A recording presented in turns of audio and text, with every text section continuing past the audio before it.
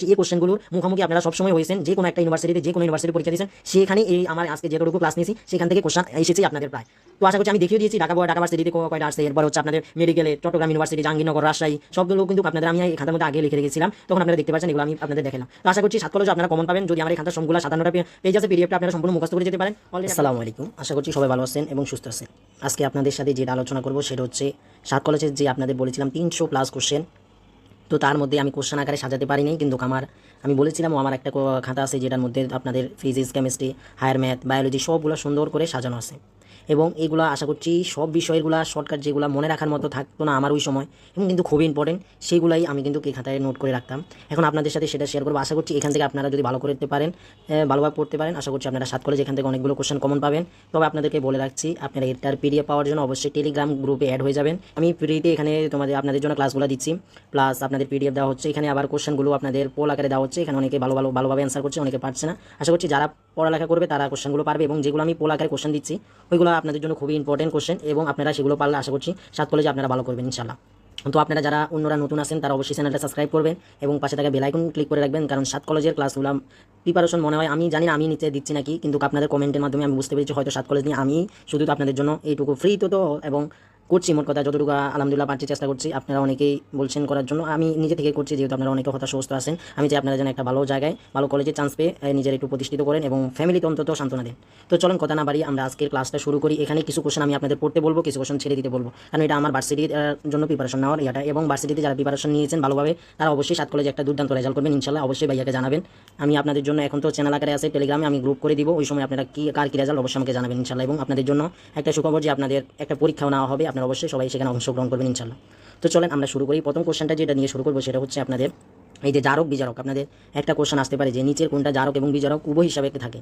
তো আপনাদের এখন যদি আমি কোশ্চেন আকারে দিতাম তাহলে হয়তো আমি অন্য 3টা দিয়ে রাখতাম আর এখানে ওজন দিয়ে রাখতাম, তাহলে এটা অ্যান্সার হয়ে যেত। বাট আপনারা যেন যে কোনোটা আসে যেন দিতে পারেন, সেই হিসাবে আমার এই খাতাটাই আছে। দেখেন একই সাথে জারক ও বিজারক হিসাবে কাজ করে, একই সাথে জারক এবং বিজারক হিসাবে কাজ করে কারা? ওজন আছে, এরপরে হচ্ছে NO sulphur dioxide, ferrous sulphate, এরপরে HNO2, এরপরে H2O2, এগুলো আছে, এগুলো আপনারা সংকেতগুলো পারবেন আশা করছি। তো আপনাদের যে মেন উদ্দেশ্য আশা করছি আপনারা অবশ্যই এগুলো পড়বেন, আপনাদের যে লক্ষ্যটা ইনশাল্লাহ আপনারা সেটা পূরণ করতে পারবেন।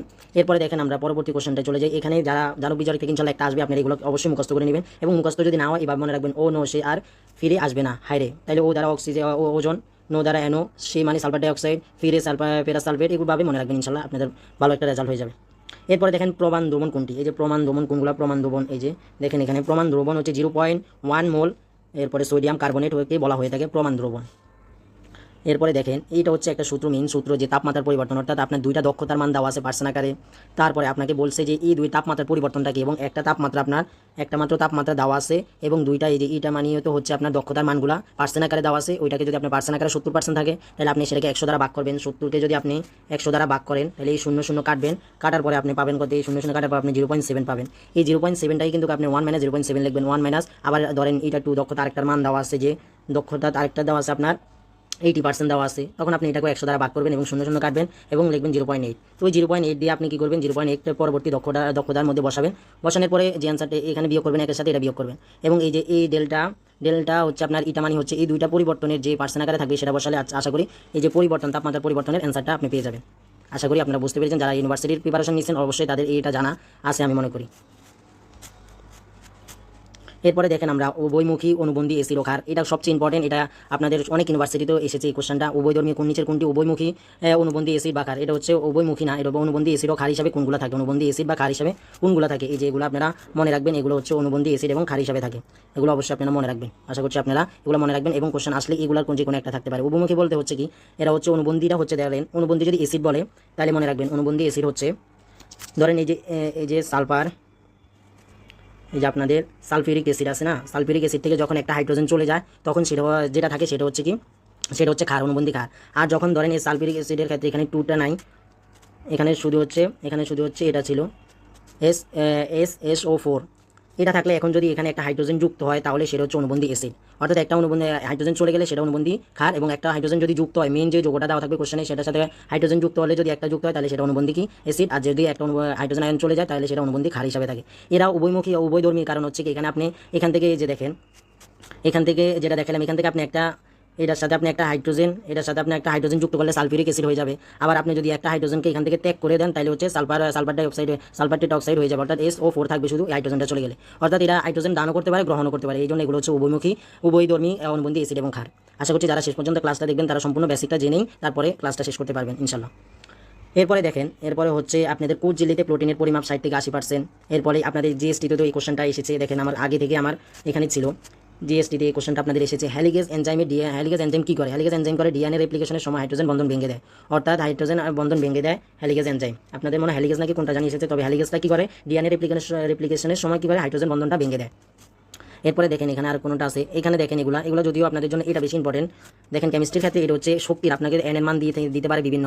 যদি আপনাকে বলে প্রথম কক্ষপথের শক্তির মান কত, তাইলে এন এর জায়গায় 1, E1 এর মান 1 থাকবে, এরপরে এন এর মান 1 দিয়ে বসাইলে আপনি যা পাবেন। যদি এন এর মান দ্বিতীয় কক্ষপথ থাকে তাহলে 1/2 স্কোয়ার হবে, তাহলে হচ্ছে 1/4 হবে।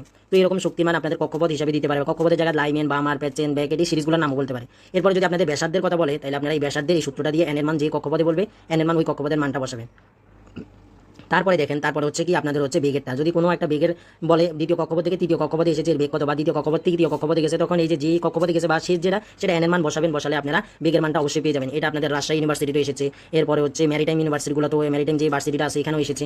এরপরে হচ্ছে জাহাঙ্গীরনগরও এসেছে, জাহাঙ্গীরনগরে তো অনেকগুলো ইউনিট। তো আপনারা যারা এগুলো ইনশাল্লাহ আপনারা পারবেন। এরপরে দেখেন কোশ্চেন, প্রতিটি অ্যান্টিবডি হচ্ছে এরপরে দেখেন এই যে 10-15 ডিগ্রি 10-75 ডিগ্রির মানগুলো আপনাদের ঢাকা ইউনিভার্সিটি এবার 10-75 ডিগ্রির মানটা এসেছে। এটা হচ্ছে আরেকটা রূপ, এটার আরেকটা দেখা যায় যে সেটা হচ্ছে, আমি ইয়াটা চেঞ্জ করিনি কারণ এটা মনে বোঝা যাচ্ছে না। দেখেন এটার আরেকটি হচ্ছে √3 + 1 √3 - 1, এটা হচ্ছে 10-75 ডিগ্রির মান, বুঝছেন। এরপর এটাকে যদি √3 - 1কে যদি আমি উপরে এবং নিচে দ্বারা গুণ করি তাহলে কিন্তু আমার এই যে 10-75 ডিগ্রির মান 2 + √3 আসে আর কি। তো আশা করছি বুঝতে পেরেছেন আমরা, এবং পরের পেজে চলে যাই। আমি চেষ্টা করবো যেগুলো বোঝানোর সেগুলো বুঝিয়ে দেওয়ার জন্য আপনাদের, আর যেগুলো মুখস্থ করার সেগুলো আপনারা অবশ্যই মুখস্থ করে নেবেন, কারণ পিডিএফ তো অবশ্যই দিয়ে দেবে। যে সেন্টিওল কি এগুলো আপনারা অবশ্যই মুখস্থ করে নেবেন। এরপরে সায়ানো ব্যাকটেরিয়া কোনগুলো, অ্যানাবেনা নস্টক, এগুলো হচ্ছে আপনাদের নগ্নবীজ উদ্ভিদের। এরপরে এই কোশ্চেনগুলো খুবই ইম্পর্টেন্ট। এরপরে ডিএনএ লাইগেজ কী করে, এরপরে ডিএনএ পলিমারেজ কী করে, এরপরে রেস্ট্রিকশন এনজাইম কী করে, এটা খুবই ইম্পর্টেন্ট হচ্ছে আপনাদের 7 কলেজের জন্য। এরপরে আরএনএ পলিমারেজ কী করে, এগুলো সবগুলো আপনাদের জন্য ইম্পর্টেন্ট। যদি আপনারা না চাইলে এগুলো নাও পড়তে পারেন, সমস্যা নাই। এগুলো হচ্ছে আপনাদের সিলেবাসের বাইরে, এটা সিলেবাসের বাইরে, আপনারা এটা নাও পড়লে সমস্যা নেই। কেউ যদি পড়তে মন চায় আপনি পড়তে পারেন, আপনার ইচ্ছা। দেখেন পরবর্তীতে আমরা এই যে এগুলো আপনাদের অবশ্যই মনে রাখতে হবে যে মোট হচ্ছে 17টা থাকে হচ্ছে কি আপনাদের অতি প্রয়োজনীয় মাত্রা, কিন্তু হচ্ছে আপনার 9টা বেশি ম্যাক্রো সেগুলো মনে রাখবেন। অতিমাত্রার প্রয়োজন হচ্ছে মানে হচ্ছে ম্যাক্রো, তার সংখ্যা হচ্ছে 9টি। তার সংখ্যা কয়টি? এই 9টি।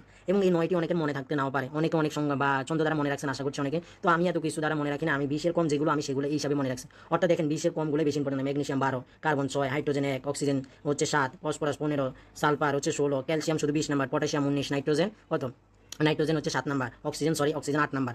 তো হচ্ছে আপনাদের এইগুলাই শুধু ক্যালসিয়ামে 20-এর নিচে যেগুলো সেগুলোই মনে রাখবেন, অতিমাত্রার প্রয়োজন। এরপরে দেখেন চোখের রেটিনার সবচেয়ে আলোক সংবেদী অংশের নাম কি? বিন্দু। এগুলো অবশ্যই আপনারা মুখস্থ করে নেবেন, এগুলো আমার কিছু বলার নাই। এখানে আরেকটা ইম্পর্টেন্ট যেটা হচ্ছে এটা আপনাদের জন্য খুবই ইম্পর্টেন্ট, দেখে নেবেন। সালেক সংশ্লেষণে সূর্যালোক প্লোটন কণা ব্যবহৃত, কোন কণা ব্যবহৃত আপনাদের আসতে পারে, সেটা হচ্ছে প্লোটন কণা ব্যবহৃত হয়। এরপরে দেখেন আমরা নিচে আরেক পেজে চলে যাই, খুবই ইম্পর্টেন্ট একটা চার্ট যেটা আপনাদের খুবই জানতে হবে। এখানে তড়িৎচুম্বকীয় তরঙ্গ এবং কারা ব্যাখ্যা করেন, কোন বিজ্ঞানী ব্যাখ্যা করেন সেগুলো আপনারা দেখে নেবেন। যেমন দেখেন কণিকা তন্ত্র আর নিউটন আবিষ্কার করেন। কণিকা তন্ত্র দ্বারা আপনি কী ব্যাখ্যা করতে পারবেন? আলোর সরল গতি ব্যাখ্যা করতে পারবেন, প্রতিফলন প্রতিসরণ ব্যাখ্যা করতে পারবেন। এটা যদিও কম আসে, সবচেয়ে বেশি তরঙ্গ তন্ত্রকে আবিষ্কার করেন হাইগেন্স, এবং হাইগেন্সের কী দ্বারা তত্ত্ব দ্বারা আমরা কী ব্যাখ্যা করতে পারি, সেটা হচ্ছে প্রতিফলন প্রতিসরণ, এরপরে ব্যতিচার অপবর্তন। আবার আপনাদের আসতে পারে কোন বিজ্ঞানীর আবিষ্কার সমবর্তনের ক্ষেত্রে দেখেন তড়িৎচুম্বকীয় তন্ত্র কি আবিষ্কার করেন? ম্যাক্সওয়েলের, যিনি সমবর্তনের ক্ষেত্রে ব্যাখ্যা করা যায় যার তত্ত্ব দ্বারা। এরপরে দেখেন কোয়ান্টাম তত্ত্ব যে ম্যাক্স প্লাঙ্ক আবিষ্কার করেন, তার তত্ত্ব দ্বারা আমরা কি করতে পারি? আলোকতন্ত্রের তড়িৎ নিঃসরণ, কম্পন ক্রিয়ার এগুলো আমরা ব্যাখ্যা করতে পারি। এরপরে হচ্ছে মাইক্রোওয়েভের ব্যবহার, এরপরে মাইক্রোওয়েভ কোনগুলোতে ব্যবহার করে যে আপনাদের কোশ্চেন আসবে, এগুলো প্রায় আসে। একটি আলোক রশ্মি শূন্য মাধ্যমে প্রবেশ করলে কিসের? এবার দেখেন এটা আমার এখানে ছিল, যারা এবার মেডিকেলে কোশ্চেন পরীক্ষা দিয়েছেন অবশ্যই এটা আমার মনে হয় এসেছে আপনাদের, আমি যতটুকু মনে পড়ছে। কারণ একটি আলোক রশ্মি শূন্য মাধ্যমে প্রবেশ করলে কার পরিবর্তন হয়? মনে রাখবেন কম্পাঙ্ক শুধু হ্রাস পায়। এটা তো কম্পাঙ্ক, এখানে মনে রাখবেন এটা শূন্য মাধ্যমে বলছে। এখানে বলা হয়নি যে একটা আলোক রশ্মি অন্য এক মাধ্যম থেকে অন্য মাধ্যমে গেলে কোনটার পরিবর্তন হয় না। এখানে বলছে একটি আলোক রশ্মি শূন্য মাধ্যমে প্রবেশ করলে কোনটার কি হয়? মনে রাখবেন শূন্য মাধ্যমে প্রবেশ করলে সেটা কম্পাঙ্কটা হ্রাস পায়। এরপরে দেখেন এই যে প্রাইমারি অ্যামিন তৈরি হয় কোনটি দ্বারা? এই যে অবশ্যই আপনাদের নিচের কোনটি প্রাইমারি অ্যামিন তৈরি করতে ব্যবহার করা হয়? CaCl3+, পটাশিয়াম হাইড্রোক্সাইড, এগুলো আপনাদের জানতে হবে। আমি যেগুলো কোশ্চেন যেভাবে আসবে সেটা বলে দিচ্ছি আপনাদের। এরপরে এই কোশ্চেনটা খুবই ফেলিং দ্রবণ, এটা গত বছরও এসেছে প্রায়। ফেলিং দ্রবণের অধ্যক্ষেপ দেয়, ফেলিং দ্রবণ দ্বারা অধ্যক্ষেপ দেয় কারা? অ্যালডিহাইড, ফর্মিক অ্যাসিড, গ্লুকোজ, এগুলো সবসময় কি দেয়? এরপরে যেটা লেখা আছে এটাও পরে নেবেন। অ্যালডিহাইডে CHO, এটা সংকেতটা গ্রুপ থাকা, এরা ফেলিং দ্রবণে কপার ডাইঅক্সাইডের লাল অধ্যক্ষেপ দেয়। অর্থাৎ কপার ডাই অক্সাইডে যখন ব্যবহার করা হয় এটার ক্ষেত্রে তখন এটার একটা অধিক্ষেপ দেয়, যে অধিক্ষেপটার রং হয় লাল কালার। এরপরে এখানে দেখেন আলোক রশ্মি এক মাধ্যম হতে অন্য মাধ্যমে প্রবেশ করলে কম্পাঙ্কটা স্থির থাকে। এখানে আপনাদের কনফিউশন থাকতে পারে যে ভাইয়া ওইটা আমি বলে দিচ্ছি, ওইটা ছিল শূন্য মাধ্যমের, এই যেখানে ছিল শূন্য মাধ্যমে প্রবেশ করলে কম্পাঙ্ক হ্রাস পায়, বাট আলোক রশ্মি এক মাধ্যম থেকে অন্য মাধ্যমে প্রবেশ করলে কম্পাঙ্কের কোনোই পরিবর্তন হয় না, শুধু এর তরঙ্গ দৈর্ঘ্য এবং বেগের পরিবর্তন হয়। আশা করি বুঝতে পেরেছেন, আমার মনে হয় এটাই ছিল আপনাদের। এবার যারা মেডিকেল এক্সাম দিয়েছেন তাদেরকে একটা কোশ্চেন অবশ্যই আপনাদের থাকবে, এখান থেকে অবশ্যই একটা কোশ্চেন থাকবে, এই যে ক্রোমগুলা থেকে জৈব রসায়নের এখান থেকে একটা কোশ্চেন আপনারা অবশ্যই পাবেন ইনশাল্লাহ। দেখেন গিগনাট বিকারক তৈরিতে মিথাইল হ্যালাইডের সক্রিয়তা ক্রম কোনটি, এটা হচ্ছে আপনাদের চট্টগ্রামও এসেছে। দেখেন এবার আমি লিখেও রেখেছি, চট্টগ্রাম বোর্ডে এসেছিল এবার 23-24 বোর্ডে না, সরি চট্টগ্রাম ভার্সিটিতে। গিগনাট বিকারক তৈরিতে মিথাইল হ্যালাইডের সক্রিয়তা ক্রম হচ্ছে, মনে রাখবেন আয়োডাইডগুলো বড় থাকে, বড়গুলা থেকে সক্রিয়তার বড়, আয়োডাইড, ব্রোমিন, এরপরে ক্লোরিন, এরপরে ফ্লোরিন থাকে, এটা হচ্ছে সক্রিয়তার ক্রমের ক্ষেত্রে। এরপরে দেখেন এটার ইয়েও আছে, গিগনাট বিকারক তৈরিতে মিথাইল হ্যালাইডের স্থায়িত্বের ক্রম কি, সক্রিয়তার ক্রম মনে রাখলে আপনারা স্থায়িত্বের ক্রম মনে থাকবে, একটা মনে রাখলে আরেকটা মনে থাকবে। দেখেন সক্রিয়তা যেখানে হ্যালাই ছিল আপনার আয়োডিন সবচেয়ে বেশি, আর এখানে হচ্ছে ক্লোরিন, তার বিপরীতটাই। আশা করছি বুঝতে পেরেছেন। এরপরে দেখেন হ্যালোজেনের অ্যালকেন এরপরে দেখেন হ্যালোজেনন অ্যালকেনের বন্ধন বিয়োজন ক্রম কোনটি, হ্যালোজেনের বন্ধন বিয়োজন ক্রম, এখানে মনে রাখবেন বন্ধন বিয়োজন ক্রমের কথা বলছে, বন্ধন বিয়োজনের টার্মটা না, অবশ্যই মনে রাখবেন। তো এরপরে হচ্ছে আপনাদের আছে কোশ্চেন যে হচ্ছে অ্যামিনের খারত্বের ক্রম, এটা খুবই ইম্পর্টেন্ট, এই যে অ্যামিনেরটা খুবই ইম্পর্টেন্ট আপনাদের জন্য এবার, কারণ গত বছর SN1 এসেছে, এবার অ্যামিনের ক্ষারকত্ব চলে আসতে পারে, মনে রাখবেন এটা 213 দ্বারা মনে রাখবেন। অর্থাৎ 213 মানে হচ্ছে আপনার আর এর সাথে 200 মানে CH3 দুইটা থাকে, মিথাইল দুইটা যুক্ত থাকে মানে হচ্ছে 2, আর এরপরেটা মিথাইল একটা যুক্ত থাকে, শেষেরটা মিথাইল 3টা যুক্ত থাকে, এটাই হচ্ছে অ্যামিনের ক্ষারকত্বর ক্রম, অর্থাৎ 213 দ্বারা মনে রাখে, সবাই এটা দ্বারাই মনে রাখে। পরে দেখেন এটা তো গিগনাট বিকারকে আপনাদের সাহিত্যের এরকম বলেছি। এরপরে গত বছর এই কোশ্চেনগুলো এসেছে S1 বিক্রিয়ার এবং কার্বোকেটাইন, তো সবাই আপনাদের হয়তো S1 এর ক্ষেত্রে আলাদাভাবে মনে রাখতে দিবে, আমি কিন্তু সুন্দর করে শর্টকাটভাবে সুন্দর করে রেখে দিয়েছি কোনটার সাথে কোনটা সম্পর্ক আছে। দেখেন আপনি যদি SN এবং কার্বোক্যাটায়নের সাহিত্যে সক্রিয়তার ক্রম মনে রাখেন তাহলে আপনি অনেকগুলো অন্যটা পেয়ে যাবেন। SN1 আর কার্বন আয়নের সক্রিয়তার ক্রম হচ্ছে 3 ডিগ্রি, 2 ডিগ্রি, 1 ডিগ্রি এবং CH3। দেখেন এরপর হচ্ছে SN1 এর কার্বায়নের স্থায়িত্বের ক্রম কি, তার বিপরীত দেখেন এখানে আপনি 3 ডিগ্রি ছিল সক্রিয়তার ক্ষেত্রে, 3 ডিগ্রি স্থায়িত্বের ক্ষেত্রে কম, SN1 এবং কার্বো-আয়নের ক্ষেত্রে একই।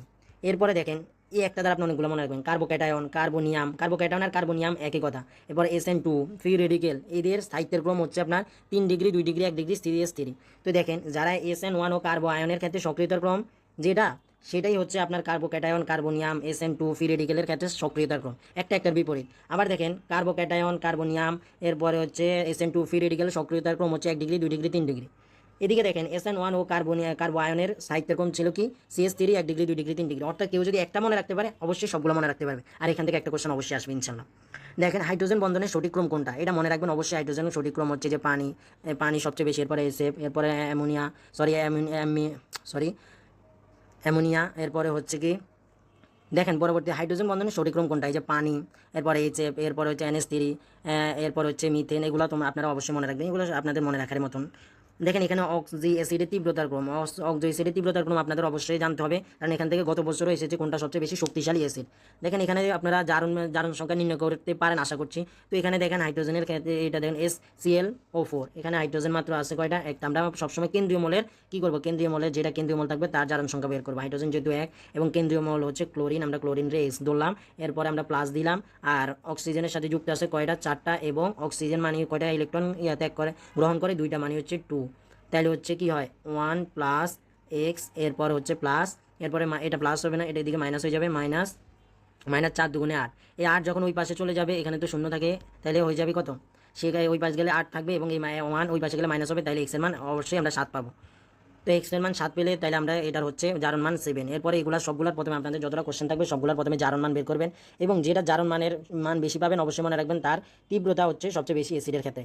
এখন দেখেন মাঝে মধ্যে আপনাদের হচ্ছে একই মতো হয়ে যেতে পারে, অর্থাৎ ধরেন এটার ক্ষেত্রে 7 আছে, আরেকটাও বের করছেন যারটা সেটারও 7। এখন তাহলে আপনি কোনটার ক্ষেত্রে তীব্রতা বেশি বুঝবেন, তখন মনে রাখবেন এই যে কেন্দ্রীয়, আপনি যে যেটার কেন্দ্রীয় ধরেছেন এবং যেটা জারণ সংখ্যা বের করেছেন ওইটা আপনি লক্ষ্য করবেন। ওইটা লক্ষ্য করলে দেখবেন এখানে ক্লোরিন দেওয়া আছে, ধরেন ওইখানে হচ্ছে আপনার সালফার দেওয়া আছে, যে আরেকটার ওইটা ধরেন ওইটা তো +7। তখন মনে রাখবেন যার হচ্ছে এই যে কেন্দ্রীয় মল যেটা ওইটা যার ছোট সেটাই হচ্ছে অ্যাসিডের তীব্রতা তার বেশি থাকবে। আশা করি বুঝতে পেরেছেন। তারপরে দেখেন গ্রুপ 2 মলগুলো যখন সালফার ডাইঅক্সাইডের সাথে যৌগ গঠন করে তখন দ্রাব্যতার ক্রম থাকে এটা, বেরিয়াম, এরপর ম্যাগনেসিয়াম, আমরা এটা মনে রাখি, এই গ্রুপটা মনে রাখি। বিরিয়ানি, মোগলাই, কাবাব, সরিয়ে বাড়িতে রাখি, এটা সবাই মনে রাখি। এরপরে দেখেন গ্রুপ 2 মৌলগুলো যখন হাইড্রোক্সাইডের সাথে তৈরি করে তখন তার এটার বিপরীতটা হয়, অর্থাৎ গ্রুপের নিচে থেকে এক গ্রুপের নিচে থেকে তখন তারা হচ্ছে সক্রিয়তার ক্রমটা বৃদ্ধি পেতে থাকে। এরপরে দেখেন সঠিক ক্রম এটা তো দেখলেন। এরপরে ক্ষারের ক্ষেত্রে তাদের হচ্ছে সক্রিয়তার ক্রম হচ্ছে, ক্ষারের ক্ষেত্রে ক্রম হচ্ছে দেখেন এটা। এরপরে অ্যালকোহলগুলোর সক্রিয়তার ক্রম হচ্ছে 3 ডিগ্রি 2 ডিগ্রি, অর্থাৎ অ্যালকোহলের যে বিক্রিয়াগুলো আছে সেই ক্ষেত্রে তাদের সক্রিয়তার ক্রম হচ্ছে 3 ডিগ্রির ক্ষেত্রে বেশি, তারপরে 2 ডিগ্রি, তারপরে 1 ডিগ্রি। দেখেন পরবর্তীতে আমরা পরের পেজে আসলাম, সেখানে দ্বারকযুক্ত আবেশযুক্ত এসি সার্কিটের প্রবাহ ও বিভবের দশা পার্থক্য পাই/2 মানে 90 ডিগ্রি থাকে, এবং হচ্ছে রোধযুক্ত এসি সার্কিটের প্রবাহ ও বিভবের দশা পার্থক্য থাকে 0 ডিগ্রি। এরপরে এখানে দেখেন আপনাদের শিক্ষা পরীক্ষার আমি বর্ণগুলোর কোনটা সবগুলো আপনাদের বলেছিলাম পড়তে, আমি যে সাজেশন দিয়েছি বর্ণ থেকে গতবার এসেছে আপনাদের মনে হয় পটাশিয়ামেরটা নাকি কোনটা এসেছে সে গতবার, অর্থাৎ হচ্ছে এবার কোনটা যে চলে আসতে পারে না, গতবার ইটের কালার কোনটা সেটা এসেছে, এবার যে কোনোটা চলে আসতে পারে, পটাশিয়ামের কালার কোনটা আসতে পারে বা হচ্ছে স্কেডিয়ামের কালার কোনটা, বা কালারের নাম দিয়ে আপনাদের বর্ণগুলোর কথা বলতে পারে। এখানে যে শিক্ষা পরীক্ষায় যেটার মধ্যে ব্যবহার করা হয় সেটা মূলত HCl এর এসিডটি শিক্ষা পরীক্ষা ব্যবহার করা হয়। এই শিক্ষা পরীক্ষায় যেটা ব্যবহার করা হয় এই গাঢ় HClটা মূলত থাকে এই শিকার যে আগুনটার মধ্যে থাকে সেটা। এরপরে দেখেন পানির অণুর হাইড্রোজেন পরমাণুর বহিস্তরের ক্ষেত্রে প্রভাবে হচ্ছে কি আপনার সিগমা শক্তি স্তরে বিন্যস্ত। এরপরে দেখেন, এরপরে এগুলো আশা করছি আপনারা নিজেরা পারবেন, এটা হচ্ছে ইন্টিগ্রেশনের মান যারা পারবেন তারা করে নেবেন। এরপরে এটার মান মুখস্থ রাখতে পারেন, এটা হচ্ছে অ্যান্সার 2 আসে, এটার অ্যান্সার 2 আসে মনে রাখবেন। এখানে অ্যান্সার এটার ক্ষেত্রে মোট কথা 1 আসে, আর এটা হচ্ছে এটার ক্ষেত্রে হচ্ছে 1, যে কারণ হচ্ছে যখন আপনারা যৌগজীকরণ করবেন, যখন আপনি ইন্টিগ্রেশন করবে এক্সের ক্ষেত্রে আমরা 1 পাই, এবং এটা যেভাবে আছে এইভাবে থাকে, এবং লন এক্সকে আবার আমরা অন্তরীকরণ করতে হয়, তখন লন এক্সকে অন্তরীকরণ করলে 1/x আসে, এবং এই যে 1/x এবং এটা তার পরবর্তীতে কাটা যায়। এরপরে এই যে এখানে আপনারা বলতে পারেন ভাই এখানে e⁴ ln x ছিল, এখানে আপনি এখানে x আনছেন কেন, এই যে ই আর লন কাটাকাটি মানে 1 হয়ে যায়, এবং এই যে পাওয়ার এক্সটা আছে না এটা সামনে এসে পড়ে, সামনে থাকে, সামনে আসার পরে পাওয়ার আসার করে যারা লগারিদম পারেন তারা এটা জানেন। তো ই আর লগারিদম 1 হয়ে যায় এবং এক্সটা থাকে, x কাটাকাটি হয়ে যায় এবং 1 + 1 2 হয়ে যায় আনসার। আশা করি বুঝতে পেরেছেন। এরপরে দেখেন এখানে আমি আবার লিখেও দিচ্ছি e⁴ ln x মান 1। এরপরে সমবর্তনে সম্ভব কোনগুলো, সমবর্তনে সম্ভব শুধু আর তরঙ্গ এবং শুধুমাত্র অনুপস্থিত তরঙ্গ, মানে তরঙ্গ লিখতে ভুলে গেছি, তরঙ্গ হবে আর কি। এরপরে এগুলো আপনারা যেগুলো মুখস্থের অবশ্যই এগুলো মুখস্থ করে নেবেন। এই যে তো এগুলো আপনারা অবশ্যই দুইটি তরঙ্গের একটিতে সাইন ও অপরটিতে কোসাইন ফাংশন দিয়ে প্রকাশ করলে তাদের মধ্যবর্তী দশা পার্থক্য π/2 থাকে, এটা খুবই ইম্পর্টেন্ট। আলোর সমবর্তন ঘটনার মাধ্যমে রংধনুর সৃষ্টির ব্যাখ্যা করা যায়, অর্থাৎ কোন ঘটনার মাধ্যমে রংধনুর সৃষ্টির ব্যাখ্যা করা যায়, আলোর সমবর্তন ঘটনার মাধ্যমে। এরপর একটি তরঙ্গের মুখে কণাগুলোর মধ্যে দশা পার্থক্য 180 ডিগ্রি থাকে। কম্পাঙ্ক তল ও সমবর্তিত আলোর সমবর্তন তলের মধ্যবর্তী কোণের মান π/2, এগুলো অবশ্যই আপনারা মনে রাখবেন। এখান থেকে অবশ্যই আপনাদের ফিজিক্সের ক্ষেত্রে আসবে, এবং যারা মেডিকেলের তারা অবশ্যই এগুলো পড়েছেন। সবল নিউক্লিয় বল, দুর্বল নিউক্লিয় বল, এরপরে তড়িৎ চৌম্বকীয় বল, মহাকর্ষ বল, এটাতে যারা ডেন্টালে পরীক্ষা দিচ্ছেন, যারা জাহাঙ্গীরনগরে পরীক্ষা দিচ্ছেন, এরপরে যারা হচ্ছে আপনার রাজশাহীতে পরীক্ষা দিচ্ছেন, চট্টগ্রামে যারা পরীক্ষা দিচ্ছেন, তারা অবশ্যই এখান থেকে যে এসেছে, এবং আপনাদের মেডিকেলও যারা পরীক্ষা দিচ্ছেন এখান থেকে এসেছে, শুধু জিএসটিতে এবার আসেন এখান থেকে। দেখেন এখানে হচ্ছে সবচেয়ে মনে রাখবেন দুর্বল বল হচ্ছে মহাকর্ষ বল, হচ্ছে সবচেয়ে দুর্বল বল, কিন্তু অনেকে আবার ভাববেন না এখানে দুর্বল নিউক্লিয় বল দেওয়া আছে মানে এটাই দুর্বল বল, না, মানে মহাকর্ষ বল হচ্ছে সবচেয়ে দুর্বল। এবং মহাকর্ষ বলের ক্ষেত্রে ব্যাখ্যা করা যায় গ্রহ নক্ষত্র একত্রিত করে গ্যালাক্সি গঠন করে, এদের পাল্লা হচ্ছে অসীম। এরপরে হচ্ছে বাহক হচ্ছে গ্রাভিটন, এগুলোই মেইন বেশি, বাহক কোনটা পাল্লা কোনটা আশা করি আপনারা পড়ে নেবেন, আমার এখানে সুন্দর করে দেওয়া আছে সব কিছু। তার চুম্বকের ক্ষেত্রে অসীম, এদের বাহক প্লুটন, এটা হচ্ছে আপনাদের এসেছে রাজশাহী ইউনিভার্সিটিতে এবার এসেছে যে, এবং আপনাদের ম্যাট মানে হচ্ছে মেডিকেলও এসেছে এটা। এরপরে হচ্ছে আপনাদের এখানে দেখবেন দুর্বল নিউক্লিয় বল দ্বারা কোনটা ক্ষয় হয়, বিটার ক্ষয় হয় দুর্বল নিউক্লিয় বলের কারণে, এটা আপনাদের ডেন্টালে এসেছে।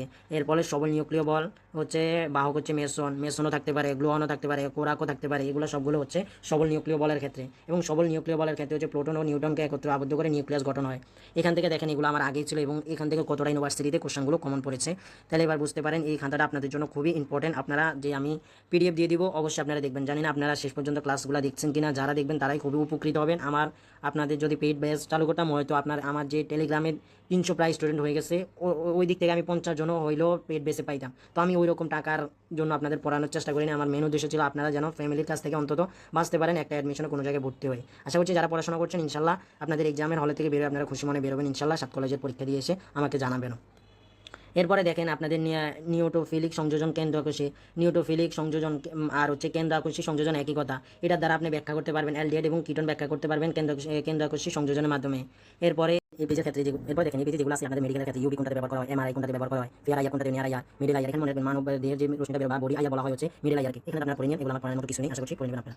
এরপর হচ্ছে দেখেন তাপমাত্রা বৃদ্ধিতে, এরপর দেখেন তাপমাত্রা বৃদ্ধিতে দ্রাবকতার বৃদ্ধি পায় কোনগুলো, অর্থাৎ কোন যৌগগুলোর ক্ষেত্রে তাপমাত্রা বৃদ্ধি পেলে দ্রাবকতার বৃদ্ধি পায়, সেগুলো sodium nitrate, potassium chloride, potassium iodide, silver nitrate, এগুলো আপনাদের অ্যামোনিয়াম ক্লোরাইড, সোডিয়াম ক্লোরাইড, এগুলো যতগুলো আছে আপনাদের মুখস্থ বিষয়, আমার এগুলো মুখস্থ করার কিছু না, আপনাদের মুখস্থ করার বিষয়। দেখেন পরবর্তীতে তাপমাত্রা বৃদ্ধিতে দ্রাবকতা কোনগুলোর ক্ষেত্রে হ্রাস পায় সেগুলো আপনাদের দেওয়া আশা করছি আপনাদের করবেন। দেখেন এবার আপনাদের ঢাকা ইউনিভার্সিটি যেটা এসেছে এবং আমার ছোট ভাই ছিল ঢাকা ইউনিভার্সিটি এক্সাম দিয়েছিল, ওকে আমি আপনার পরীক্ষার আগের দিনে এটা কথা বলেছিলাম সমায়ন প্রভাবের বিদ্যমান কোনগুলো, এবং আমার মনে হয়েছে সমায়ন যে ক্লোরিন ক্লোরিন অর্থাৎ দুইটা জগতে থাকতে হবে, দুইটা একরকম মূল থাকলে তখন সময় নয়, কিন্তু এটা একটু ব্যতিক্রম। তখন আমি ওকে এটা বলেছিলাম আলহামদুলিল্লাহ এটা আসছে এবং আমার এই খাতা আপনাদের আছে এবং আমি আপনাদের আগে লিখে রেখেছি, মনে রাখবেন আপনারা যারা ডাবিতে পরীক্ষা দিয়েছেন এবার কোশ্চেনগুলো দেখিয়ে দিয়ে, কারণ এখান থেকে কিছু কোশ্চেন চলে আসতে পারে। চলেন আমরা পরবর্তী দেখি। দেখেন এখানে সবগুলা এগুলো যারা পারবে না একটা মার্ক আমার মনে হয় মিস করতে পারবেন, মিস করবেন। দেখেন অরবিটালে শক্তির মান অর্থাৎ আপনি বলতে পারি অরবিটালে আগে কোন মোলটা অরবিটালে আগে প্রবেশ করবে, অর্থাৎ অরবিটালে কোন ইলেকট্রন কোন সময় ইলেকট্রন আগে প্রবেশ করবে। দেখেন অরবিটালে শক্তির ক্রম যার n+l কম অরবিটালে আগে সেখানে প্রবেশ করে, যার অরবিটালে এখানে দেখেন এখানে অনেক মিস করবে। এটা দেখেন আপনারা, এটা আপনাদের অবশ্যই বুঝতে হবে। দেখেন এখানে উচ্চ শক্তির অরবিটাল হবে, অর্থাৎ অরবিটাল অনেকগুলো দেওয়া আছে, যেমন হচ্ছে আপনাদের 1s দেওয়া, ধরেন 1s দেওয়া আছে, 2s এটা কালারটা চেঞ্জ করিনি, 1s 2s দেওয়া আছে, 3s দেওয়া আছে, 3p দেওয়া আছে। এরপর বললো উচ্চ শক্তি স্তর অরবিটাল হবে কোনটি, মনে রাখবেন n+l, যার বেশি হবে তারাই সবচেয়ে উচ্চ শক্তি। এখন বলেন 1s 2s 3p এর মধ্যে উচ্চ শক্তি স্তর কোনটা? দেখেন n এর মান হচ্ছে 1 এর ক্ষেত্রে n এর মান 1, l এর মান হচ্ছে s এর ক্ষেত্রে l এর মান হচ্ছে 0, তাহলে হচ্ছে এর ক্ষেত্রে 1 হয়। এরপরে দেখেন 2 এর ক্ষেত্রে যদি হিসাব করি, 2 এর n এর মান হচ্ছে 2 এবং s এর মান হচ্ছে 0, তাহলে হচ্ছে এর ক্ষেত্রে 2 হলো, তাহলে এটা 1 এটা 2। এরপর 3p এর ক্ষেত্রে যদি আমি হিসাব করি, 3 এর ক্ষেত্রে 3 এবং p এর ক্ষেত্রে 1, তাহলে আমি সেখানে পাচ্ছি 4। তাহলে উচ্চ শক্তি স্তর এখানে কি? উচ্চ শক্তি স্তর হচ্ছে প্রথমে হচ্ছে 3p, এখানে যদি আমি ক্রম আকারে সাজাই, তাহলে দেখেন প্রথমে আসবে কি 3p আসবে, তারপরে হচ্ছে 2s এরপরে হচ্ছে কি 1s এটা আসবে। এখন দেখেন এখান থেকে আবার আসতে পারে এইগুলো যে আছে এগুলোর মধ্যে প্রথমে কোন অরবিটালে ইলেকট্রন আগে প্রবেশ করবে আপনাদের, তাহলে এই যে আপনাদের বললাম কি বললাম 1s বললাম 2s বললাম 3p, এখানে কোনটা আগে ইলেকট্রন প্রবেশ করবে? মনে রাখবেন n+l এর মান যার কম সেটা আগে প্রবেশ করবে। এখানে আমি প্রথম পাইলাম এটাতে 1 পাইলাম, এটাতে 2 পাইলাম, এটাতে 4 পাইলাম, তো এখানে তাই ইলেকট্রন আগে প্রবেশ করবে 1s অবশ্যই, তারপরে 2s তারপরে হচ্ছে 3p তে। তখন মনে রাখবেন ধরেন এখানে এটা তো ধরেন 1 আসছে, এটা তো ধরেন আরেকটা 1 আসছে, তখন আপনি কি করবেন? মনে রাখবেন তখন যেটা n এর মান কম থাকবে সেটাতে প্রথমে আগে ইলেকট্রনটা প্রবেশ করবে। এরকম বিষয়গুলো আপনাদের আসে সাব কলেজ এবং চট্টগ্রাম বলেন জাহাঙ্গীরনগর বলেন এগুলোতে এসে থাকে, এবং এবারও এসেছে বিভিন্ন ইউনিটের ক্ষেত্রে। দেখেন এখানে সবগুলো দেওয়া আছে, ঘনত্বের ক্ষেত্রে আসতে পারে। মনে রাখবেন যার n+l এর মান কম তার ইলেকট্রন ঘনত্ব বেশি, যার কম সেটাতে ইলেকট্রন আগে প্রবেশ করে। সবগুলো যখন সমান হয়ে যাবে যার n এর মান কম সেটাতে আগে ইলেকট্রন প্রবেশ করবে। আশা করি বুঝতে পেরেছেন। এরপরে খুবই ইম্পর্টেন্ট সেটা হচ্ছে এই যে কম্পাঙ্ক এবং হচ্ছে কোনটার মান কোনটা, কম্পাঙ্ক তরঙ্গদৈর্ঘ্যের মানের ক্ষেত্রে এখানে গামা, এরপর এক্স-রে, এরপর ইউভি, এরপর দৃশ্যমান এটা IR, এরপর মাইক্রোওয়েভ, রেডিও ওয়েভ, এগুলোর ক্ষেত্রে কোন থাকে? মনে রাখবেন এই ক্রমের ক্ষেত্রে ডান থেকে বাম থেকে ডান দিকে যখন যায় তখন শুধু তরঙ্গটা বাড়ে, তরঙ্গ বৃদ্ধি পায়। এবং এই যে গামা থেকে রেডিও ওয়েভের ক্ষেত্রে আসে যে সেখান থেকে বাম থেকে ডান দিকে যত যাবে ততই তাদের ফ্রিকোয়েন্সি বা হচ্ছে কম্পাঙ্ক বা শক্তি ততই কমতে থাকে।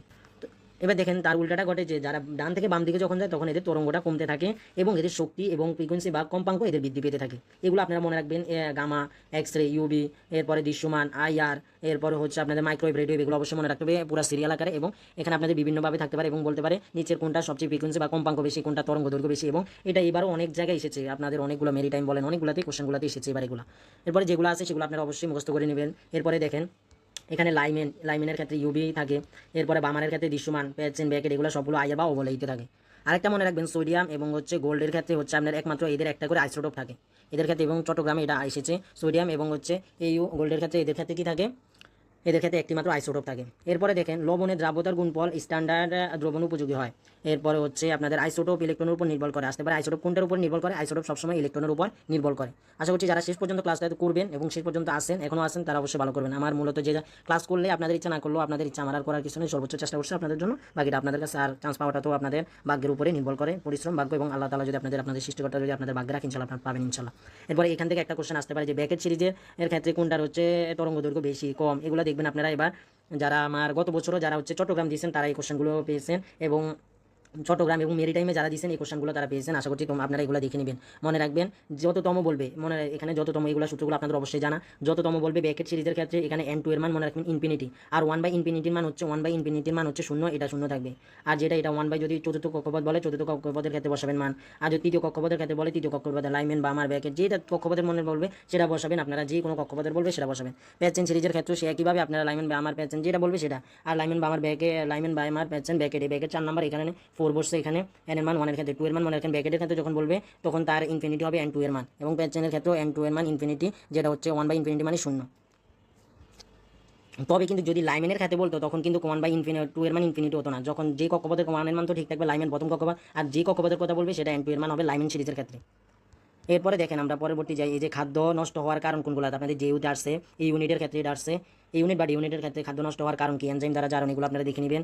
এরপরে বর্ণের তীব্রতা আপনি কীভাবে বুঝবেন? যার পোলারায়ন বেশি তার হচ্ছে বর্ণের তীব্রতা বেশি। এখন পোলারায়ন কাদের বেশি? যারা পাজানের নীতি জানেন তারা অবশ্যই এগুলো জানবেন। এরপরে দেখেন আপনাদের ক্ষেত্রে এগুলো আপনারা নিজেরা সর্বাধিক পোলার যোগ হচ্ছে HF, এরপর হচ্ছে বর্গাকার পিরামিড হচ্ছে IF5, এরপর হচ্ছে এগুলো আপনারা নিজেরা মুখস্থ করে নেবেন। এগুলো আমার কিছু নেই। যে ডুবুরিদের শ্বাস প্রশ্বাসের কাজে কোন অক্সিজেন সিলিন্ডারে কী থাকে? হিলিয়াম গ্যাস, নিষ্ক্রিয় গ্যাস থাকে। এরপরে হচ্ছে কি আপনাদের যে মনে রাখবেন মিথেন এর পূর্ণ দহনের সময় কার্বন পরমাণু সংকরণ কোনটা হয়? মিথেনকে যখন দহন করা হয় তখন সেটা থেকে কার্বন ডাইঅক্সাইড তৈরি হয়, আর মিথেন হচ্ছে sp3 এবং কার্বন ডাইঅক্সাইড হচ্ছে sp, তখন হচ্ছে sp এবং sp এর হচ্ছে বন্ধন কোণের মান হচ্ছে 180 ডিগ্রি এবং মিথেনের ক্ষেত্রে হচ্ছে 109 ডিগ্রি। এরপরে বাকিগুলোর আপনারা হচ্ছে এগুলোর ক্ষেত্রে ইলেকট্রন জোর কয়টা, দুইটা, এগুলো মনে রাখবেন। ইলেকট্রন জোরের ক্ষেত্রে কেন্দ্রীয় পরমাণু ইলেকট্রন জোরের ক্ষেত্রে বলবে সাইডে যেগুলো থাকে ওইগুলোই হচ্ছে তাদের ইলেকট্রন জোর থাকে, নিঃসঙ্গে ইলেকট্রন জোর থাকে। এই সূত্রগুলো কৌণিক ভরবেগের 80%, এটা একটু কঠিন, আপনারা যারা পারবেন অবশ্যই করে নেবেন। এরপর হায়ার ম্যাথের ক্ষেত্রে দেখেন একই সরল রেখা তো কখন বুঝবেন, দুইটা আপনাদের দুইটা সমীকরণ দেওয়া থাকবে। এই সমীকরণের যেমন সমীকরণ দেওয়া থাকতে পারে আপনাদের x square plus 2x plus 1 থাকতে পারে, আরেকটা যে এক্স স্কোয়ার 3x প্লাস 2 থাকতে পারে। তো তখন এটা মানে 1 1, এটা মানে a এর মান, এটা মানে b এর মান, ওই যেটা থাকবে ধ্রুবক সেটা c এর মান। তো দেখেন একই সরল রেখা যদি বললে তাদের এদের সহগের যে মানগুলো এখানে বসাবেন এবং যেটা বের করতে বলবে সেটা বের করবেন। এবং লম্ব সরল রেখার ক্ষেত্রে একই রকম m1 মানে হচ্ছে a1 b1 এবং a2 b2, তবে মাইনাস দিবেন সামনে। এখানে a1 b1, a1 মানে হচ্ছে প্রথম সরল রেখার x এর সহগ এবং b1 মানে হচ্ছে এরপরে 2x যেটা থাকবে সেটা, এটা দ্বিঘাতের সহগ। a1 মানে হচ্ছে দ্বিঘাতের সহগ আর b1 মানে হচ্ছে x এর একঘাতের সহগের মান। এরপরে হচ্ছে দ্বিতীয় সমীকরণ ক্ষেত্রে যেটা পাবেন এটা বসবেন, সবে মাইনাস, সামনে একটা মাইনাস দিবেন আর এখানে তো মাইনাস আছে, অবশ্যই আপনারা দিবেন। আপনারা আশা করছি এগুলো পারেন যারা এই পর্যন্ত এসেছেন। কারো ভাগ্যের কারণে পড়াশোনা করে এখনো হয়নি, কারো পড়াশোনা করেনি তাই তাদের হয়নি অনেকের। দেখেন সমান্তরাল হলে যেগুলা একইভাবে এগুলো আশা করছি নিজেরা পড়ে নেবেন। এগুলো আপনারা না পড়লেও হবে, এগুলো একটু প্যাচ আছে অনেক, আপনারা না পড়লে হবে। এগুলো আপনার কোন বাইরকরণের ক্ষেত্রে এবং cos a প্লাস b সূত্র, এগুলো আশা করছি অনেকে জানেন। এরপরে এখান থেকে আপনারা যদি ওই যে বেগ যদি মিলে আওয়ার্সে থাকে অর্থাৎ মিলে, তখন আপনারা কীভাবে ফিটের থেকে ফিট আকার আনবেন সেগুলো আছে আর কি। এরপরে এটা সবচেয়ে ইম্পর্টেন্ট, এই যে রেক্টিফায়ার হিসাবে ডায়োড কী হিসাবে, ডায়োড এসি থেকে ডিসিতে রূপান্তর করে, মনে রাখবেন ডিসি থেকে এসিতে না, রেক্টিফায়ার এসি থেকে ডিসিতে রূপান্তর করে। এরপরে এম্পিফায়ার কী করে, নিম্ন বিভবের এসি থেকে উচ্চ বিভবের এসিতে নেয়, তড়িৎ প্রবাহ পরিবর্তন করে এসির। এরপরে পরিবর্ধক হিসাবে কাজ করার জন্য ট্রানজিস্টর, ইমিটার, বেস ফরওয়ার্ডে থাকে, উচ্চ বিভব নিম্ন বিভব হয় ট্রান্সফরমারের ক্ষেত্রে। এরপরে হচ্ছে পি টাইপের, এখান থেকে একটা কোশ্চেন আসবে সেমিকন্ডাক্টরের আপনাদের। পি টাইপের ক্ষেত্রে ঘনিষ্ঠ বাহক হচ্ছে কোনটা, হোল। এন টাইপের ঘনিষ্ঠ বাহক ইলেকট্রন, লঘিষ্ঠ বাহক হোলের ক্ষেত্রে পি টাইপের ক্ষেত্রে ইলেকট্রন। এবং পি টাইপের ক্ষেত্রে কোনগুলো ব্যবহার করা হয়ে থাকে, ত্রিযোজী মূলগুলো থাকবে যাদের সর্বশেষ কক্ষপথে 3টা ইলেকট্রন থাকে, তারা দেখেন বোরন, অ্যালুমিনিয়াম, গ্যালিয়াম, ইন্ডিয়াম, এগুলো আমরা মনে রাখি। বর গেলো ইন্ডিয়া থেকে, এটা যারা মনে রাখি আমরা। এরপরে আবার আমরা এখানে দেখি এন টাইপের ক্ষেত্রে হচ্ছে যারা হচ্ছে পঞ্চযোজী 5টা ইলেকট্রন থাকে, তারা যেমন ফসফরাস, নাইট্রোজেন, অ্যান্টিমনি, আর্সেনিক, বিসমেথ, এটা আমরা মনে রাখি হচ্ছে আপনার,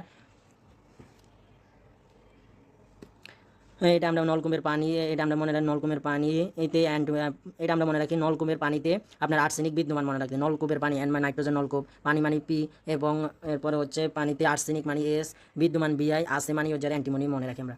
পি টাইপের ক্ষেত্রে অর্ধপরিবাহী চার্জ নিরপেক্ষ, এবং এটা মনে রাখবেন পি টাইপের সংখ্যাগনিষ্ঠ বাহক হোল, আর হচ্ছে এন টাইপের ক্ষেত্রে হচ্ছে ইলেকট্রন। পরবর্তীতে দেখেন পিএন জাংশনের সংযোগস্থলের নিঃশ্বসিত বা যে স্তরটা সৃষ্টি হওয়ার কারণ হচ্ছে আদান বাহকের কারণ, বা এখানে হচ্ছে হোল বা ইলেকট্রনের কারণে হয়ে থাকে, বা ইলেকট্রনের তারণের কারণে হয়ে থাকে। এগুলো আপনারা সবগুলো মুখস্থ করে নেবেন, এগুলো এখানে আমার বুঝিয়ে দেওয়ার আপনাদের তেমন কিছুই নেই, কারণ এগুলো মুখস্থ করা।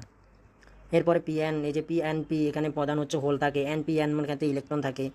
এরপরে হচ্ছে এর প্রবাহ লাভ, এগুলা কীভাবে সূত্রগুলো সবগুলো দেওয়া আসতে, আশা করছি এখান থেকে পড়ে নেবেন। এমপি, এটা খুব ইম্পর্টেন্ট, এমপিফায়ার সুইচ হিসাবে ট্রানজিস্টর ব্যবহার হয়। এখানে কোশ্চেন আসতে পারে সুইচ ট্রানজিস্টর হিসাবে নিচের কোনটি ব্যবহৃত হয়, এমপিফায়ারের সুইচ। এরপরে আসতে পারে এমপিফায়ার ওই সুইচ হিসাবে নিচের কোনটি ব্যবহৃত হয়, সেটা হচ্ছে ট্রানজিস্টর ব্যবহৃত হয়। কম ইমিটার, আপনারা এগুলো মুখস্থ করে নিন, সময় নষ্ট আর কি। এটা খুব ইম্পর্টেন্ট। সাধারণ জাংশন ডায়োড হচ্ছে রেক্টিফায়ার হিসাবে কাজ করে। এরপর অর্ধপরিবাহীর ক্ষেত্রে মনে রাখবেন, অর্ধপরিবাহীর ক্ষেত্রে যদি আমরা তাপমাত্রা বৃদ্ধি করি তাহলে তার রোধ কমে, তবে পরিবাহকত্ব বাড়ে।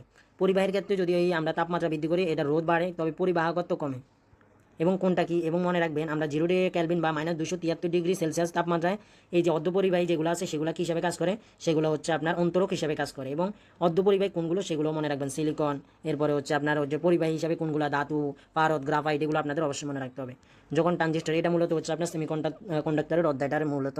এরপরে দেখেন খুব উচ্চ ফ্রিকোয়েন্সিতে ধারক শর্ট সার্কিট হিসাবে, খুব নিম্ন ফ্রিকোয়েন্সিতে ধারক ওপেন সার্কিট। এই দুইটা কোশ্চেন নিয়ে আমি অনেক গাড়াগাড়ি করছি আগে, আমি যখন করছি গুগল থেকে, পরে আমি এগুলো লিখছি, কারণ আপনার যেখানে দেখবেন কোশ্চেন, সব কোশ্চেন ব্যাংকে আমি দেখছি কি খুব উচ্চ ফ্রিকোয়েন্সিতে ধারক দেওয়া আছে ওপেন সার্কিট, এবং খুব নিম্নটা দেওয়া নাই ওপেন সার্কিট দেওয়া আছে। আসলে আপনারা গুগল সার্চ দিলে দেখবেন কি খুব উচ্চ ফ্রিকোয়েন্সিতে ধারক শর্ট সার্কিট হিসাবে করে। আসলে একজনের কোশ্চেন ব্যাংক আরেকজনের কপি করতে থাকে, তো এই কারণে কেউ কারো ভুল ধরতে থাকে না, তো এগুলো চলতেই থাকে। আর এই ভুলগুলোর কারণে অনেকে যারা কোশ্চেন ব্যাংকের উপর নির্ভর থাকে তারা কিন্তু অনেক এইগুলা দাগিয়ে ভুল করে। আসবেন দেখবেন আপনার বেশি হয়েছে, কিন্তু পরে দেখেন যে কম হয়ে গেছে। এরপরে এখান থেকে যে কোশ্চেনগুলো আছে, যারা সেমিকন্ডাক্টরে 1 মার্ক 2 মার্ক কমন পেতে পারে চান, তারা এইগুলো অবশ্যই মুখস্থ করবেন। এরপরে হচ্ছে আপনার পয়সনে, মনে রাখবেন বিকৃতি এবং পয়সনের কোনো একক থাকে না, এবং পয়সন মানে পার্শ্ব বিকৃতি, বাই হচ্ছে দৈর্ঘ্য বিকৃতি। এরপরে তাপমাত্রা বৃদ্ধি স্থিতিস্থাপকতা হ্রাস পায়, যেটা অর্ধপরিবাহীর ক্ষেত্রে রোধ হ্রাস পায়। এরপরে ইয়াংয়ের সূত্র, বিকৃতি এবং পয়সনের কোনো একক নেই। আশা করছি যারা পড়াশোনা করেছেন, আশা করি এগুলো দেখার পরে তাদের মনে কোশ্চেন অবশ্যই জিগেছে, প্রায় কিন্তু কোশ্চেনগুলো এগুলোই থাকে আপনাদের যেগুলো দেখছেন। এটার একটু বুঝাই দেখেন, আমরা যে উজ্জ্বলতারগুলোর কথা বলেছিলাম, এবং তাইলে আমি সমান্তরালটা দেখিয়ে দিয়েছি যে সমান্তরাল এবং শ্রেণীর ক্ষেত্রে কোনটা। এরপরে দেখেন তাহলে হচ্ছে যখন আমরা আবার বলে দিচ্ছি আপনাদের, যেটা হচ্ছে কি শ্রেণীতে যখন যুক্ত থাকবে যখন 40 ওয়াট ধরে এবং 60 ওয়াট, 40 ওয়াট এবং 60 ওয়াটের মধ্যে দুইটা বাল্ব, এবং বললো তারা শ্রেণীতে যুক্ত আছে। এখন আপনাকে কোশ্চেন করাইছে এই দুইটা বাল্বের মধ্যে কোনটার বেশি উজ্জ্বলতা হবে। তবে মনে রাখবেন যখন শ্রেণীতে বলেছে তখন যে বাল্বের পাওয়ার বেশি, অর্থাৎ এই যে 60 ওয়াটের এটার পাওয়ার বেশি, এটার হবে সবচেয়ে উজ্জ্বলতা কম। আর যেহেতু শ্রেণীতে যার পাওয়ার কম অর্থাৎ 40 ওয়াটে, এটার হচ্ছে উজ্জ্বলতা বেশি হবে। আপনি যদি 60 ওয়াট এবং 40 ওয়াটের দুইটা বাল্ব কেনার পরে যদি আপনি তাদেরকে শ্রেণী সমবায়ে যুক্ত করেন, তখন আপনি দেখবেন 40 ওয়াটের বাল্বটাতে বেশি উজ্জ্বলতা পাবেন এবং 60 ওয়াটের থেকে কম পাবেন। একইভাবে আপনি যদি এই দুইটা বাল্বকে অর্থাৎ 40 ওয়াট এবং 60 ওয়াটের বাল্ব দুইটাকে যদি আপনি কী করেন, 40 এবং 60 ওয়াটের দুইটা বাল্বকে যদি আপনি সমান্তরাল সংযুক্ত করেন, তখন দেখবেন এই যে 60 ওয়াট যেটা বাল্বটা সেটা সবচেয়ে বেশি উজ্জ্বলতা দিচ্ছে এবং 40 ওয়াটের বাল্বটা সবচেয়ে কম উজ্জ্বলতা দিচ্ছে। আশা করি এই থেকে কোশ্চেন আসলে আপনারা পারবেন ইনশাল্লাহ।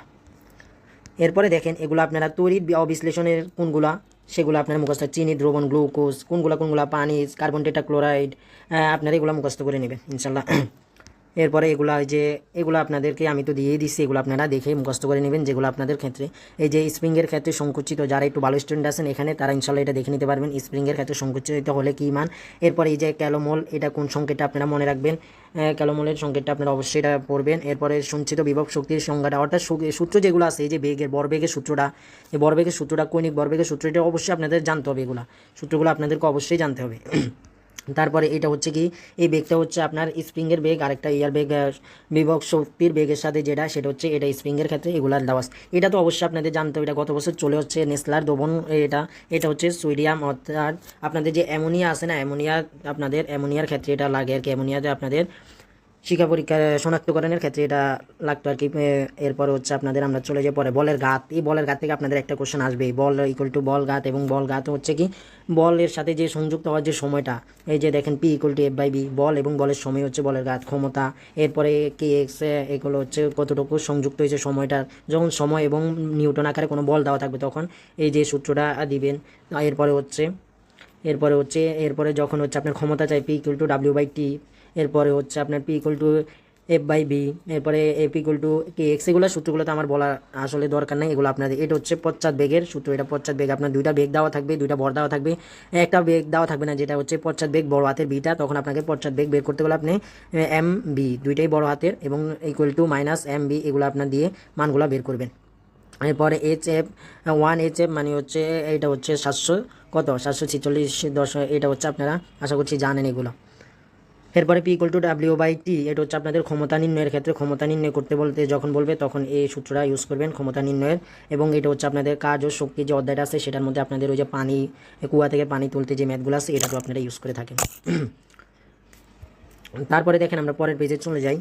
তারপরের পেজে হচ্ছে সিঁড়ি বেয়ে নিচে নামে, অর্থাৎ ধরেন এই কোশ্চেনগুলো বেশিরভাগ এসে থাকে যে একজন মানুষ সিঁড়ি বেয়ে নিচে নামছে, উপর থেকে নিচে নামছে, তার ওজন ছিল 80 কেজি বরের, ধরেন একজন ব্যক্তি 80 কেজি ওজনের বরের একটি ব্যক্তি 20 কেজি বরের একটা বোঝা নিয়ে 10 মিটার দৈর্ঘ্য একটি সিঁড়ি বেয়ে নিচে নামলো, অর্থাৎ তার ওজন ছিল কত, তার ওজন হচ্ছে নিজস্ব ওজন 80 কেজি এবং সে 20 কেজি ওজনের, তাহলে তার মোট ওজন হয়ে গেছে 100 কেজি, নিয়ে 10 মিটার অর্থাৎ 10 মিটার দীর্ঘ একটা সিঁড়ি বেয়ে নিচে নামছে। এটা কিন্তু নিচে নামার ম্যাথ। এরপর হচ্ছে নিচে নামার পরে এখন বলা হয়েছে যদি সিঁড়িটি দেওয়ালের সাথে কত কোণ 60 ডিগ্রি কোণে থাকে, দেওয়ালের সাথে সিঁড়িটি 60 ডিগ্রি কোণে থাকে, তবে সে কত কাজ করেছে, অর্থাৎ তার ক্ষমতা, অর্থাৎ এখানে নামতে আসতে তার কাজ হয়েছে কতটুকু, সেটা হচ্ছে W equal to F x cos theta. এই কস থিটাটা আপনারা এরপর হচ্ছে এই যে তার দুইটা বেগ মোট 100 কেজি এবং হচ্ছে জি এর মান 9.8, জি এর মান আপনাদের মাঝে মধ্যে দিয়েও থাকতে পারে কোশ্চেনে। এরপর হচ্ছে আপনাদের হচ্ছে যে উচ্চতাটা সে 10 মিটার, এরপরে কসের 60 ডিগ্রির মান, এগুলো আশা করি মুখস্থ আছে এবং হাতে কলমে আপনি বের করতে পারবেন। এই যে 100 এখানে হাতে কলমে আমি দেখিয়ে দিতেও পারি আপনাদের, এই যে 10-এর সাথে যদি আপনি 9.8 গুণ করেন তাহলে সেটা হয়ে যাবে 98। এরপরে হচ্ছে আপনি 2কে দিয়ে যদি আপনি কাটেন, এখানে যদি আপনি 2কে দিয়ে এটাকে কাটেন, 98কে কাটেন, সেটা পাবেন আপনি 49, আর 49কে আপনি 100 দ্বারা গুণ করলে পাবেন কত, 4900, এই যে 4900 জুল। আশা করি বুঝতে পেরেছেন। আর এইদিকে সূত্রগুলো আছে, ভরবেগের সূত্র, ডাব্লিউ equal to p t, p equal to, এগুলো আপনি দেখবেন, সূত্র নিয়ে আলোচনা করে আমার আসলে লাভ নেই। মই বেয়ে উপরে, এখন আমরা প্রথমটা দেখেছি মই বেয়ে যখন নিচে নামে, এখন যদি একটা ব্যক্তি মই বেয়ে উপরে ওঠে তখন ম্যাথটা কীভাবে হবে। দেখেন একটি দালানের ছাদের সাথে লাগানো 10 মিটার লম্বা একটি মই ভূমির সাথে কত ডিগ্রি, 30 ডিগ্রি কোণে আছে ভূমির সাথে, ওইটা কিন্তু আসলে দেওয়ালের সাথে, এটা ভূমির সাথে 30 ডিগ্রি কোণে আছে, অর্থাৎ একজন এটা হচ্ছে ভূমির সাথে 30 ডিগ্রি কোণে আছে, আর ওইটা ছিল কি 60 ডিগ্রি ছিল, তার দেওয়ালের সাথেই 60 ডিগ্রি ছিল। আচ্ছা আশা করি বুঝতে পেরেছেন। তারপরে হচ্ছে কি ভূমির সাথে কোনো কোনো আনত আছে। এরপর হচ্ছে তার ওজন কত, 68 কেজি বরের এক ব্যক্তি 12 কেজি বরের জিনিস সহ এত সেকেন্ড অর্থাৎ 19.6 সেকেন্ড ওই মই বেয়ে ছাদে উঠে, অর্থাৎ তার সময় লাগছে সেকেন্ড কত, 19.6 সেকেন্ড লাগছে। এখন তার ক্ষমতা কত বা তার শক্তি খরচ হয়েছে কত সেটা বের করতে বলছে। দেখেন এটার ক্ষেত্রে আপনারা P=, W/T যে সূত্র লিখতেন, W মানে হচ্ছে mgh, W=mg, এরপরে h সাইন থিটা, এখানে সাইন থিটা লিখবেন। এইটার ক্ষেত্রে এই ম্যাথগুলো অনেক সমস্যা, এই দ্বারা করবেন তাহলে সবসময় সুন্দর করে হয়ে যাবে। এবং সাইন থিটার যে মানটা সেটা আপনারা 30 ডিগ্রি বসাবেন এবং মানগুলো বসাবেন, আশা করি হয়ে যাবে। এখন যদি কারো হাতে কলমের সমস্যা আমি দেখিয়ে দিচ্ছি। এটা হচ্ছে আপনার কি করবেন, এই যে 19.6 এটাকে আপনার বাংলাতে হলে 196 বানাবেন, উপরে কি করবেন, উপরে একটা 10 লিখবেন, এটা 196 হয়ে যাবে। এই 98কে 9.8কে এই 10 দ্বারা গুণ করলে সেটা হয়ে যাবে 98, একটা 10। এরপরে হচ্ছে আপনি এই যে 2 দ্বারা যে সাইন 30 ডিগ্রির মান হাফ, এটা 2 দ্বারা 80কে কাটলে আপনি 40 পাবেন, ঠিক আছে, 40 পাবেন। এরপর আপনি এই যে এখানে তো 2 দ্বারা আপনি কাটবেন, এটা 2 দ্বারা তো 40 কাটবেন। এরপরে হচ্ছে 98কে আপনি যদি 98 দিয়ে আপনি যদি 196কে কাটেন তাহলে আপনি সেটাতে 2 অ্যান্সার পাবেন। এই 2কে দিয়ে যদি আপনি আবার এখানে 10টি কাটেন তাহলে সেটা হচ্ছে 5 হয়ে যাবে, এবং 5 লগে 40 গুণ করলে আপনার হয়ে যাবে 200। আপনি বলতে পারেন ভাই এইটুকুতে তো বললেন এই 10, এই 10-এর সাথে আপনি এটা গুণ করছেন, 98 গুণ করছেন, না এখানে হচ্ছে আপনার গুণ হয় নাই। এই যে 9.8 যেটা, এটার একটা শূন্য নিচে যায়, আর 19.6 যে শূন্যটা সেটা উপরে যায়। তো এখানে মূলত 10 উপরে থাকে, একটা 10 নিচে থাকে, তো এই 10 কাটা থাকে। আর এই যে এই 10টা হচ্ছে তার মিটার, ওই যে কত মিটার সে উপরে উঠেছে দৈর্ঘ্য, সেটা হচ্ছে তার 10 মিটারটা। আর এই যে দশমিক দুই পাশে থেকে, যেহেতু দশমিকের পরে একটা সংখ্যা, এখানেও একটা সংখ্যা, দুই পাশে থেকে দশমিক সংখ্যা চলে গেছে, এবং তারা পূর্ণ সংখ্যার সেই উপরে 10 নিচে 10 কাটাকাটি। আশা করি বোঝাতে পেরেছি। পরের পেজে চলে যাই। এখান থেকে খুবই গুরুত্বপূর্ণ, কারা হ্যালোপ্রম বিক্রিয়া দেয়, কারা অ্যালডোল বিক্রিয়া দেয়, এরপরে ক্যানিজারো বিক্রিয়া কারা দেয়। আপনাদের এই যে জৈব রসায়নের যে ক্লাসটা দিয়েছি, জৈব রসায়ন যে PDF দিয়েছি, অ্যালডোল আপনাদের দিয়েছি, আপনারা হয়তো বলবেন ভাই আসে নাই, কিন্তু দিন শেষেও একই রকম না আসতে পারে, কিন্তু ওই বেসিকের কোশ্চেনগুলো আসবে। এই যে হ্যালোজেন কারা দেখায়, অ্যালডোল কারা দেখায়, মনে রাখবেন হ্যালোপ্রম এবং সে অ্যালডোল হচ্ছে কি অ্যালডিহাইড দেখায় না। অর্থাৎ যখন দেখবেন আপনাকে যদি বলে নিচের কোনগুলো হচ্ছে হ্যালোপ্রম, তাহলে মনে রাখবেন এটা অবশ্যই থাকবে CH3CHO, এটা সবসময় থাকে অ্যালোপ্রম, বা নিচের কোনটা অ্যালডোল বিক্রিয়া দেয় এটা থাকবেই। আর যদি আপনার দেখা ক্যানিজারক বিক্রিয়া লেখা থাকতে পারে, নিচের কোনটি ক্যানিজারক বিক্রিয়া দেয় না, তখনও এটা দেখতে পাবেন আপনি প্রায়। এরপরে দেখেন, এরপরে হচ্ছে ক্যানিজারক বিক্রিয়া হচ্ছে কারা দেয়, অ্যালডিহাইডের যারা, তারা হচ্ছে ক্যানিজারক বিক্রিয়া দেয় আর কি। এটাতেই মনে হচ্ছে যারা হচ্ছে আলফা কার্বন থাকে, যাদের সাথে মেইন কার্বনটার সাথে যাদের আলফা কার্বন থাকে, তারাই মূলত হচ্ছে কি ক্যানিজারক বিক্রিয়া দেয়।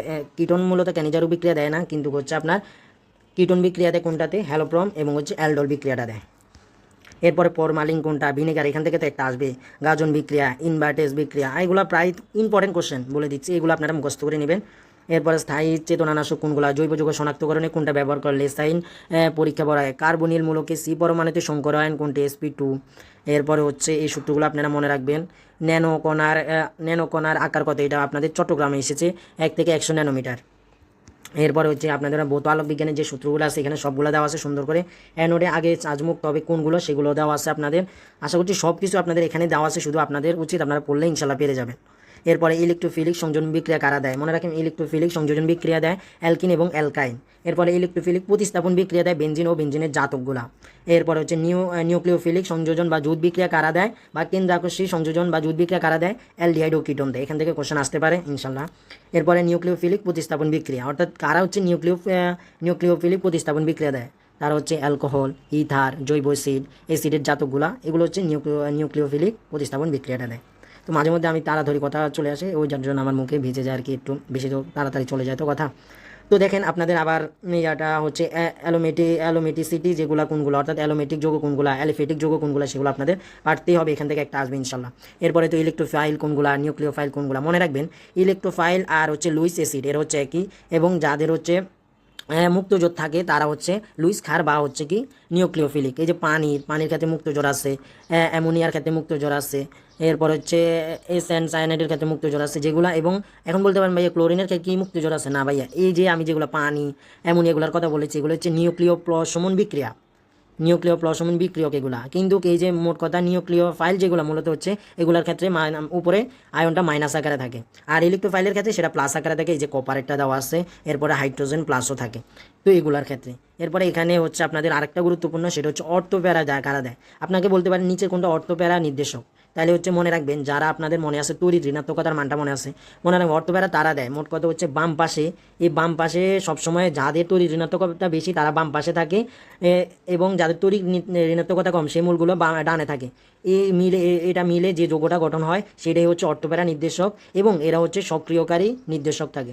এখানে দেখেন অক্সিজেনের হচ্ছে যেটা 3.5, এরপরে হচ্ছে হাইড্রোজেন মাত্র 2.1। তো এরা হচ্ছে মূলত হচ্ছে অর্থপ্যারা দেয়। এরপরে নাইট্রোজেনের ক্ষেত্রে হচ্ছে 3, এরপরে হচ্ছে হাইড্রোজেন 2.1, এগুলোর ক্ষেত্রে হচ্ছে কি এরা হচ্ছে অর্থপ্যারা দেখা দেয়, এবং এরা সক্রিয়কারী। এখানের ক্ষেত্রে সবগুলোর ক্ষেত্রে আপনারা মুখস্থ করে দিবেন। এরপরে দেখেন মেটা নির্দেশক কারা। মেটা নির্দেশক সেগুলো হচ্ছে নিষ্ক্রিয়কারী থাকে। মনে রাখবেন এটার উল্টোটা, যারা হচ্ছে তড়িৎ ঋণাত্মকতা বেশি তারা ডানে থাকে, আর যাদের কম তারা হচ্ছে বামে থাকে। যেমন নাইট্রোজেন হচ্ছে 3 আর অক্সিজেন 3.5, তাইলে এরা হচ্ছে কি ডানে যেটা বেশি, অক্সিজেনের বেশি, অক্সিজেন ডানে আছে। এবং দেখেন এই যে সালফারের হচ্ছে কম, অক্সিজেনের বেশি, অক্সিজেন ডানে আছে। এরপরে দেখেন কার্বন থেকে হচ্ছে অক্সিজেনের বেশি, অক্সিজেন ডানে আছে। কার্বন থেকে নাইট্রোজেনের বেশি, নাইট্রোজেন ডানে আছে। কার্বন থেকে অক্সিজেনের বেশি, অক্সিজেন ডানে আছে। কার্বন থেকে অক্সিজেনের বেশি, অক্সিজেন ডানে আছে। মোট কথা এগুলো আপনারা মনে রাখবেন। এরপর আমরা চলে যাই নিচে, আর যেগুলো আছে সেগুলো আপনারা মনে করে নেবেন, এগুলো একটু পড়ে নেবেন, এগুলো অবশ্যই ইম্পর্টেন্ট। আজকে এই পর্যন্তই আমাদের ক্লাসটা শেষ হয়ে গেল। সেকেন্ড ভিডিও যেটা আসবে সেটাতে আরও গুরুত্বপূর্ণ এবং সেটা আরও একটু বড় হবে। যারা আজকের এই ভিডিওটা সম্পূর্ণ দেখেছে আশা করছি তারা খুবই উপকৃত হবে, এবং আপনারা নিজেরা যারা এতদিন অ্যাডমিশনের প্রিপারেশন নিয়েছেন আশা করছি এই কোশ্চেনগুলোর মুখোমুখি আপনারা সবসময় হয়েছেন। যে কোনো একটা ইউনিভার্সিটিতে, যে কোনো ইউনিভার্সিটি পরীক্ষা দিয়েছেন, সেখানে এই আমার আজকে যতটুকু ক্লাস নিয়েছি সেখান থেকে কোশ্চেন এসেছেই আপনাদের প্রায়। তো আশা করছি আমি দেখিয়ে দিয়েছি ঢাকা ভার্সিটিতে কয়টা আসছে, এরপরে হচ্ছে আপনাদের মেডিকেলে চট্টগ্রাম ইউনিভার্সিটি, জাহাঙ্গীরনগর, রাজশাহী, সবগুলো কিন্তু আপনাদের আমি এই খাতার মধ্যে আগে লিখে রেখেছিলাম, তখন আপনারা দেখতে পাচ্ছেন, এগুলো আমি আপনাদের দেখালাম। তো আশা করছি 7 কলেজও আপনারা কমন পাবেন যদি আমার এই খাতার সবগুলো 57টা পেজ আছে, পিডিএফটা আপনারা সম্পূর্ণ মুখস্থ করে যেতে পারেন। অলরেডি আপনারা খুবই ইম্পর্টেন্ট যেগুলো সেগুলো এখানে আছে। আশা করছি খুবই উপকৃত হবেন। আর সবাইকে একটা অনুরোধ করবো, ভিডিওতে একটা লাইক দিবেন। লাইক দিলে আমার ভিডিওটা একটু সবার কাছে পৌঁছাবে। আমার মেন উদ্দেশ্য, যদি আমি আবারও বলছি, পেড বেস করা, তাইলে আমার ভিডিও সবার কাছে যাক না যাক আমার প্যারা ছিল না, কিন্তু আমার এটা যেন সবাই যায়, যেন সবাই অনেকে হতাশাগ্রস্ত আছে, অনেকেই ইউটিউব খুঁজেও পায় না। আমি 7 কলেজের এই জন্যই মূলত আমার 7 কলেজে আপনাদের নিয়ে কাজ করা। আপনারা যেন, আমি একটাই কথা, আপনারা যেন ফ্যামিলির মুখে একটু বলতে পারেন আপনারা কোনো একটা চান্স পেয়েছেন, এই জন্যই কাজ করা। তো তবে সবাই ভালো থাকবেন, সুস্থ থাকবেন। আল্লাহ হাফেজ, আসসালামু আলাইকুম। রবের প্রতি সবসময় বিশ্বাস রাখবেন, নামাজ কালাম পড়বেন, ইনশাল্লাহ আপনার পরিশ্রমের মাধ্যমে আপনি আপনার সফলতা অর্জন করবেন। আল্লাহ হাফেজ।